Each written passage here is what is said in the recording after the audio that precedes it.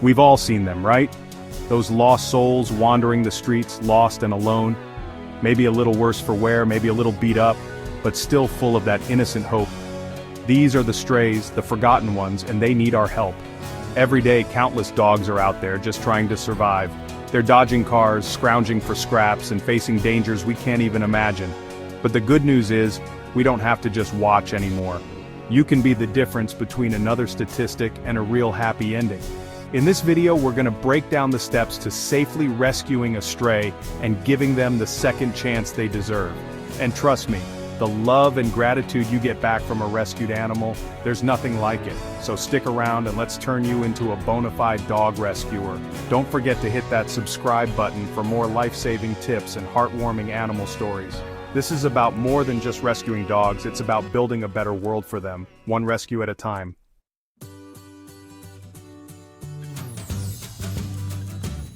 Alright, so you see a dog you think might be a stray. First things first, we gotta think safety. And I'm not just talking about the dog, I'm talking about you too. Before you even think about approaching, take a moment to read the situation. Is the dog showing signs of injury, limping, wounds, anything that screams, "Get me to a vet"? Next, check their body language. Are they acting aggressive, scared, or maybe even friendly? Knowing what you're dealing with can make all the difference.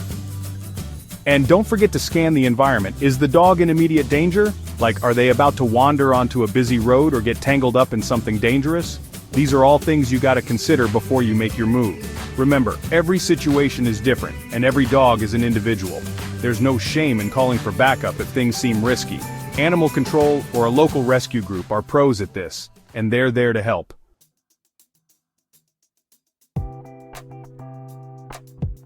Now let's talk about those all-important doggy signals. A wagging tail doesn't always mean "come pet me." In fact, a scared dog can wag their tail too, trying to diffuse the tension. Look at the whole picture. Is their body tense? Are their ears pinned back? Are they avoiding eye contact or even growling? Those are signs to back off and call for help. On the other hand, a relaxed posture, playful bows, and those big, curious, puppy dog eyes, that's a good sign, but still proceed with caution. Remember, you're dealing with an animal that might be scared, hungry, or just plain confused. Don't crowd their space or make any sudden moves, and whatever you do, don't stare them down. To a dog, that's a challenge, and it could escalate the situation. Take your time, read those subtle cues, and let the dog come to you if they're comfortable. And hey, a little patience can go a long way in gaining their trust.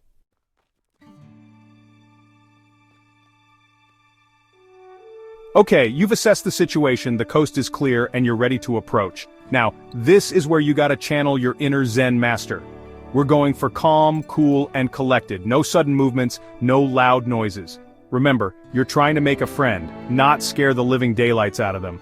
Instead of walking directly towards the dog, which can be seen as threatening, try approaching from the side or even circling around a bit. Think of it like you're casually strolling by, no big deal, and ditch that direct eye contact. Just like with cats, staring can be interpreted as aggression in the dog world. Now crouch down to their level. This makes you appear smaller and less intimidating. Imagine meeting a giant towering figure, you'd be a little freaked out too, right? Getting low shows the dog you're not a threat. And for crying out loud, put those phones away. This isn't the time for a selfie. You need to be present, aware, and ready to react to the dog's behavior. Put all your focus on the dog and nothing else.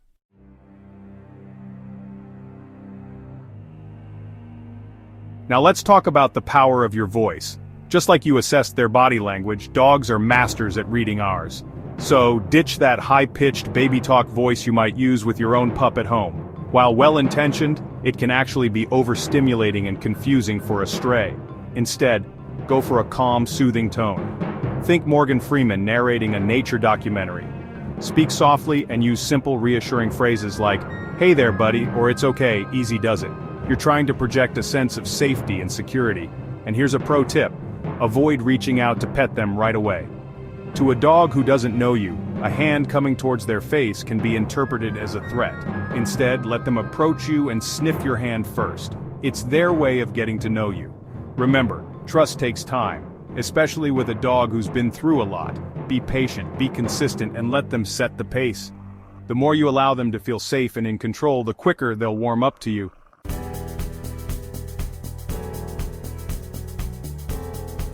Alright, so you've assessed the situation, you've approached cautiously, and the dog seems open to your help.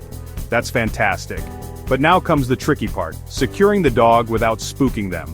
Remember, even if they seem friendly, they're probably scared and unsure. The last thing you want is to make a wrong move and lose their trust, or worse, get nipped at because they felt threatened. This is about building a connection, showing them you're there to help.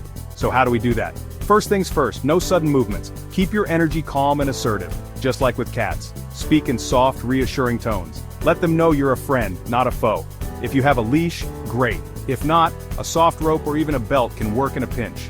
Approach slowly from the side, avoiding direct eye contact, and gently try to secure them. If they resist, don't force it. Take a step back, reassess, and try again.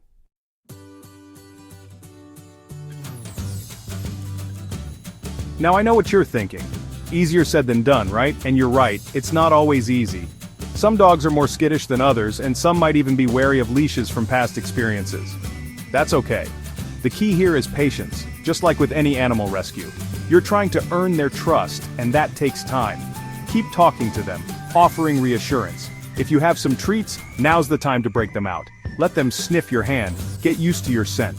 Once they realize you're not a threat, they'll start to relax. And that's when you know you're making progress. Remember, this dog has probably been through a lot. They might be lost, scared, and hungry. By showing them compassion and understanding, you're already making a world of difference in their life.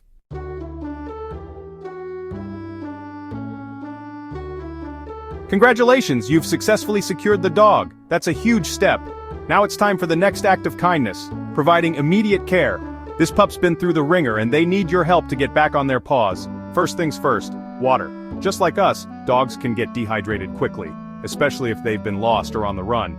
Find a bowl or use your hands, whatever works, and offer them some fresh water. Next up, food. Again, no need to get fancy here. A simple can of dog food or even some dry kibble will do the trick. Just make sure it's safe for dogs and free of any potential allergens. Remember, these are just the first steps in their recovery. Once they've had a chance to rest and refuel, you can start to assess their overall health and well-being.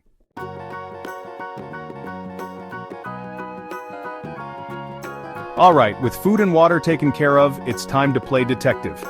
Give the dog a once-over, checking for any visible injuries. Look for cuts, scrapes, limping, or anything that seems out of place. Pay close attention to their fur too. Fleas and ticks are common in strays, and those little buggers can cause a whole host of problems. If you see any, make a note of it. Now, I'm not a vet, but I've seen enough scared animals in my time to know when something's not right. If the dog seems lethargic, disoriented, or in pain, don't hesitate to seek professional help. Remember, you're their advocate now.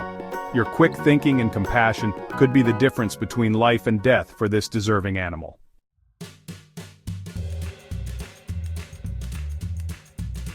Alright, so you've got the dog safe and sound, giving him a little TLC, maybe a little nibble of food. Good on ya. But now what? Not everyone's cut out to be a full-time rescuer, and that's okay. You've done the hard part, now let's get this pup on the road to a forever home. First things first, reach out to your local animal shelters and rescue organizations. These folks are the real heroes, the ones who dedicate their lives to finding loving homes for animals in need. Give them a call, send an email, shoot them a carrier pigeon if you have to. Just let them know you've got a furry friend who needs their help. Now, I know what you might be thinking. Jackson, what if the shelter's full? Don't lose hope. There are tons of smaller rescue groups out there, often run by passionate volunteers. These folks are always looking for foster homes, even for a short time. Every little bit helps.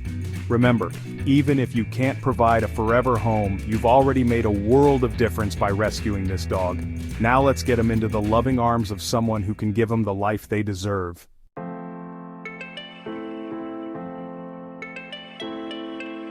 In this day and age, technology can be a real lifesaver, especially when it comes to finding homes for animals. Get online and spread the word. Post on social media, share with local neighborhood groups, and don't forget to include some adorable photos and a heart-wrenching story. People love a good underdog story, pun intended, and you never know who might be scrolling through their feed, just waiting for a furry companion to come into their lives. Be sure to highlight the dog's personality, any special skills they might have, and emphasize how grateful and loving they are. And hey, don't be afraid to get creative. Maybe organize a little bake sale or a car wash to raise funds for the dog's care. Every little bit counts, and it shows potential adopters that this dog is truly special and deserves a second chance.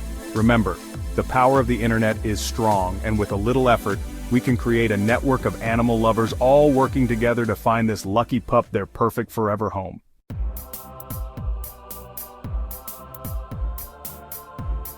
Okay, so you've rescued this amazing dog, nursed them back to health, and now they're snuggled up at your feet, gazing at you with those big, soulful eyes. I know, it's hard to resist that face. It's at this point you might be feeling a little tug at your heartstrings, a little voice whispering, maybe this is meant to be. Listen, I'm not gonna lie, taking in a rescue is a big decision. It's a commitment, a responsibility, but let me tell you, the rewards are immeasurable. These animals, they know they've been given a second chance, and the love and gratitude they shower you with is like nothing you've ever experienced. But before you jump in head first, take some time to really think it through. Do you have the time, the space, the resources to give this dog the life they deserve? Are you ready to handle the occasional accident on the rug, the chewed up slippers, the 5 a.m. wake-up calls for belly rubs?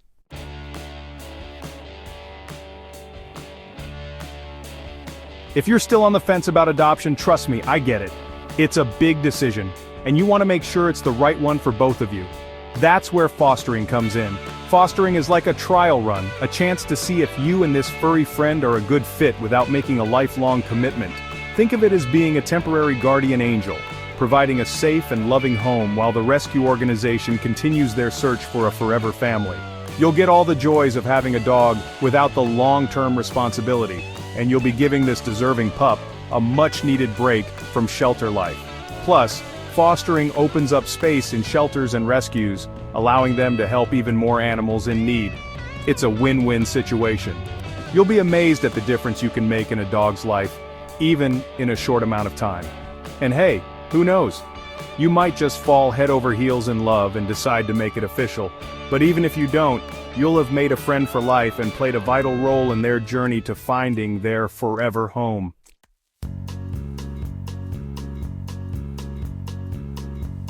We've covered a lot of ground here, from approaching a stray with caution to finding them the loving home they deserve. But the most important thing to remember is this: every act of kindness, no matter how small, can change a life. Whether you choose to rescue, foster, volunteer, donate, or simply spread the word, you become part of a powerful network of animal lovers dedicated to giving these incredible creatures a second chance. Never underestimate the impact you can have on the life of an animal in need. Every dog deserves a loving home, and together we can make that a reality. Don't forget to like, share, and subscribe to support more rescues like this one. Until next time, keep on loving those furry friends.